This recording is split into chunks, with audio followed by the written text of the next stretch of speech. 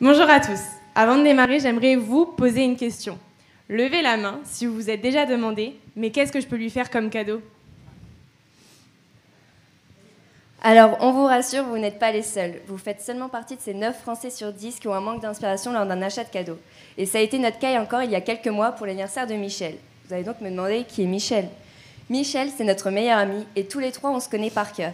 Mais malgré le fait qu'on se connaisse par cœur, nous n'avions aucune idée de cadeau. C'est pour cela que nous avons donc demandé à notre autre meilleur ami, Internet, si lui, il avait des idées. Et à part des t-shirts « Je ne peux pas, j'ai apéro », rien ne faisait sens. Et c'est là où nous avons eu l'idée de Marjo. Marjo, c'est une application destinée à toutes ces personnes rencontrant ce même problème. On parle des hommes et des femmes de 18 à 65 ans et de toute classe sociale. Comment ça fonctionne? C'est très simple. Marjo, c'est votre personnage shopper. Répondez à ces questions et Marjo s'occupera du reste. Grâce à son intelligence artificielle, Marjo vous proposera une sélection de cadeaux réellement pertinente pour votre Michel. Si vous êtes plusieurs, pas de panique. Vous avez à disposition une messagerie interne et une cagnotte partagée. Alors vous devez vous demander, mais comment se rémunère Marjo? Nous nous reposons sur 3 piliers qui sont l'affiliation, la commission et la publicité. Soyons un petit peu plus précis. Nous avons un programme B2B de 7% en contrepartie de mettre en lumière les produits de nos commerçants que nous allons soigneusement sourcer.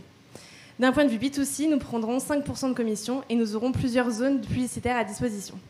On le sait, le marché du e-commerce est en constante évolution et les achats en ligne de cadeaux vont donc dans cette même direction.